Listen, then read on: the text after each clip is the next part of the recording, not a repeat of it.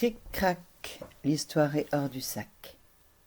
Un soir, notre navire trouva refuge dans une anse abritée, alors qu'un terrible typhon menaçait.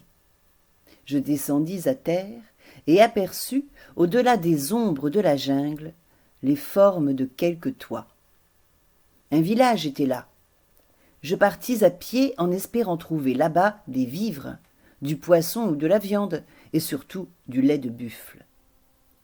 Au retour, quelques canards rouges fraîchement égorgés brinque-ballant sur mon dos, je rencontrai le tigre. Il renifla, l'odeur du sang de mes volatiles avivant sa fringale. Alors, je lui lançai une injure, ma seule, mon unique défense. Il était maigre et sale, et la gale rongeait sa peau. Je croyais qu'il allait s'élancer pour me dévorer, mais au lieu de cela, il renifla, éternua et disparut dans les hautes herbes pour ne plus reparaître. Depuis ce jour, je me crus tabou et arrêtai de croire à la férocité des fauves. Aussi, 2 ans plus tard, j'acceptai sans aucune peur une place de garçon de cage chez Casgrain. Casgrain allait de foire en foire pour montrer au public un show de bêtes sauvages qu'il dressait habilement. Mais un jour, au départ de Toulouse, il commença à jouer de malheur. Champion le lion prit froid, toussa, refusa de manger. On ne peut pas travailler avec des bêtes aussi mal en point. Or, sans la présence de Champion, la lionne Mouquère se refusait aux prouesses quotidiennes qu'on exigeait d'elle. Elle aussi, il fallait la laisser en chômage dans sa cage. Il ne restait à Casgrain qu'un ours de l'Himalaya nommé Ladislas, d'une stupidité notoire, qui ne faisait que dormir et manger, et qui battait le tambour, mais seulement lorsqu'il était décidé. Ce n'était pas suffisant pour attirer le public, d'autant plus que Ladislas s'amusait parfois à jeter ses baguettes à la tête des gens, ce qui pouvait être dangereux. Or, à cette époque, un show concurrent mit en vente un tigre du Bengale, déjà dressé, au dire du vendeur. Casgrain rassembla ses dernières économies, emprunta quelques sous à l'homme aux pattes de chameau et acheta le tigre. « Qui le présentera » demanda le vendeur. Casgrain n'avait jamais dressé de tigre et n'y connaissait rien. Il connaissait par contre mon aventure et ma rencontre passée avec un tigre dans la jungle. Il me frappa alors cordialement l'épaule et dit « ce sera lui. Ce gaillard s'y connaît en tigre comme personne. » J'eus un peu peur, mais dans l'orgueil de ma jeunesse, j'acceptai. Casgrain, un peu plus tard, m'expliqua. « Je ne pourrai pas vous payer pour ce travail, car je n'ai plus le moindre sou. Mais je peux vous donner Colette, une jolie pie savante.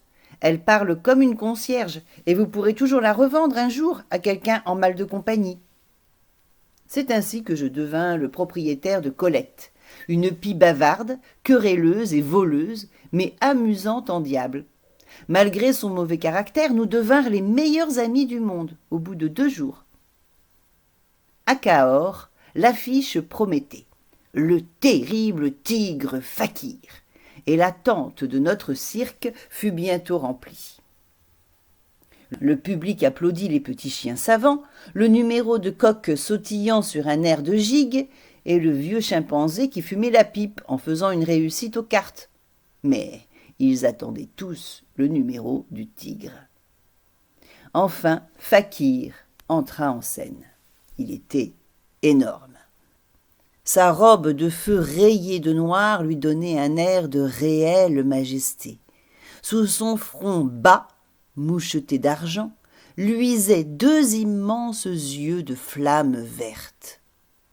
Lentement, il fit le tour de la cage, repoussa d'un coup de patte l'escabeau rouge et se coucha. Debout dans le garde-corps, la cravache prête, je le regardais, puis pensais au miteux félin qui avait un soir croisé ma route dans la jungle. La comparaison n'était pas à faire.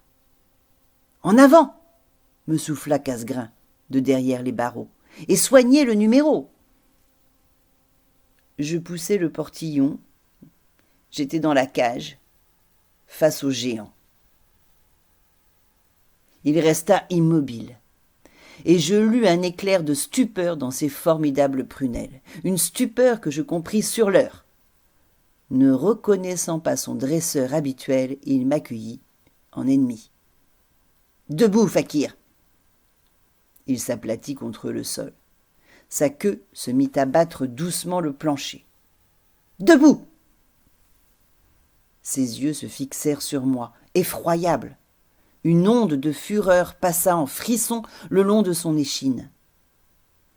1, 2 minutes s'écoulèrent. Le public murmura. Non qu'il fût déçu par la désobéissance du fauve, mais parce qu'il sentait l'approche du drame. J'entendis derrière moi Casgrain étouffer un cri d'angoisse. Soudain, le monstre rugit, une sorte de rauquement sourd, de haine et de fureur, et il s'apprêta à bondir. J'entendis le bruit sec d'un revolver qu'on armait. Casgrain, fou de terreur et de désespoir, allait tirer. Mais le bond fatal n'eut pas lieu. Tout à coup, d'une voix grêle et criarde, s'éleva. « Debout, Fakir! Debout, mon tout beau !» Je crus au miracle. Fakir se détourna prestement, bondit sur l'escabeau, sauta lestement à terre pour esquisser un pas de danse au rythme d'un roulement de tambourin, puis s'en vint tranquillement me tendre son museau pour l'accolade. Le numéro avait pris fin, et Fakir fila vers sa cage où il s'installa tranquillement. On applaudit à tout rompre, et Casgrain me serra dans ses bras en pleurant. Alors, je vis Colette en train de s'épucer avec vigueur sur une traverse de la tente, et je compris que c'était elle qui avait pris le commandement. Imiter le bruit du tambourin, bref, diriger complètement les gestes coutumiers du tigre, habitué comme elle l'était à assister aux représentations. Depuis, je ne suis plus entré dans la cage du tigre, mais Colette a accepté de reprendre mon rôle de dresseur. Le numéro y gagna en originalité et les recettes furent splendides. Cric-crac, l'histoire est dans le sac.